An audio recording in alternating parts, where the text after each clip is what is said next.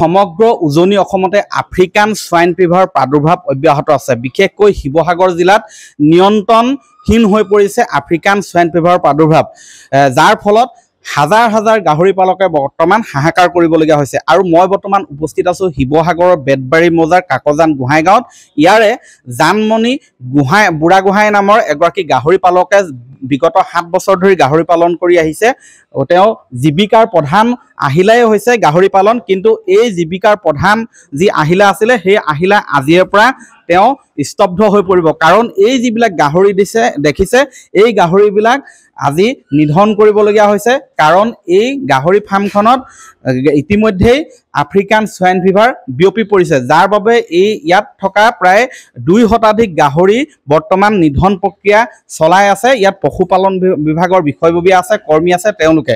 কাৰণ এই African swine ফিভাৰৰ কোনো ভেকচিন বা প্ৰতিষেধক নাই, যাৰ বাবে এবাৰ এখন গাহৰি ফাৰ্মত এই ৰোগ বিয়পি পৰিলে আচলতে সকলো গাহৰি হয় নিজেই মৃত্যুমুখত পৰিব, নহয় তাৰ পূৰ্বে আচলতে নিধন কৰি পেলোৱা হয়।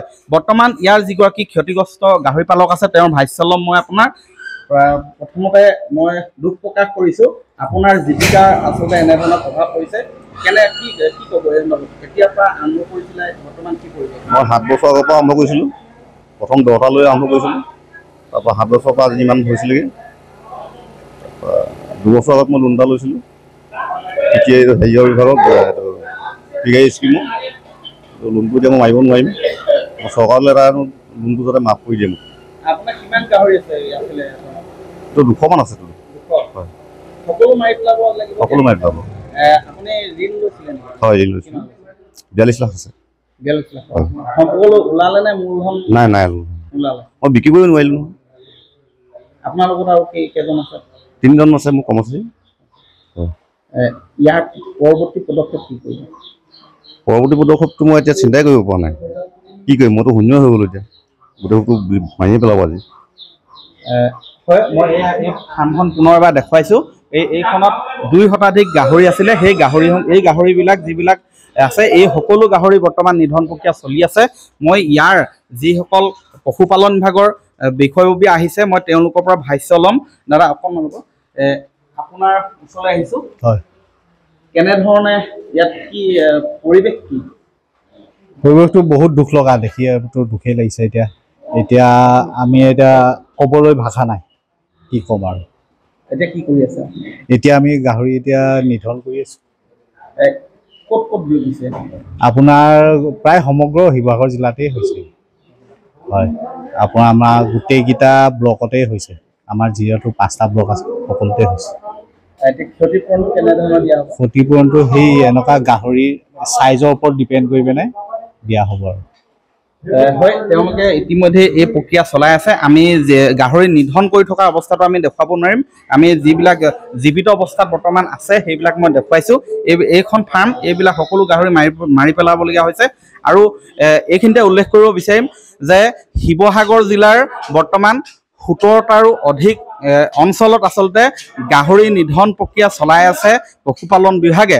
শিৱসাগৰ জিলাখনত দৈনিক 1 কোটি 1.5 কোটি টকাৰ মাংস ক্ৰয় বিক্ৰয় হয় প্ৰতিদিনে।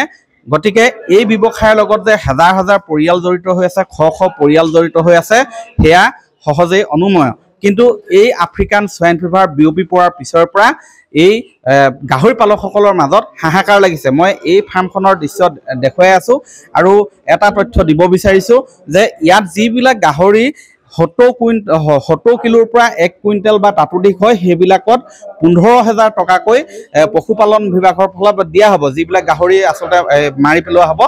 কিন্তু লক্ষণীয় কথাটো হ'ল যে বাকী অধিকাংশ গাহৰি যিবিলাক 70 কিলোৰ তলৰ গাহৰি সেইবিলাকত 12,000, 5,000, 2,000, 2,500 এনেধৰণে ক্ষতিপূৰণ দিয়াৰ ব্যৱস্থা কৰিছে।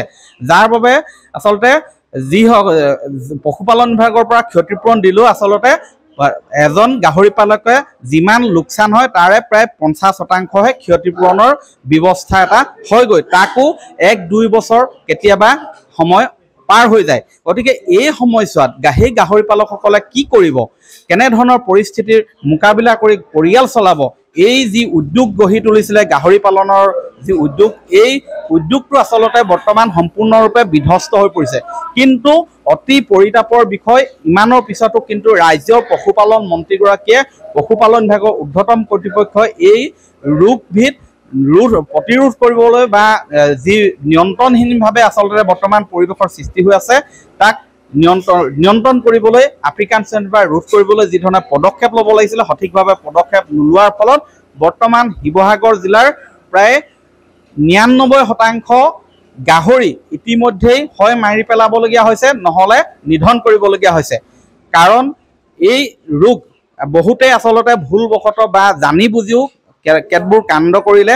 মৃত গাহৰি নি আফ্ৰিকান চুইন ফিভাৰত আক্ৰান্ত হোৱা গাহৰি নি নদীত পেলাই দিলে, জান জুৰি মুকলি স্থানত পেলাই দিলে, যাৰ বাবে এই ভয়াৱহ হাৰত এই ৰোগটো বিয়পি পৰিলে।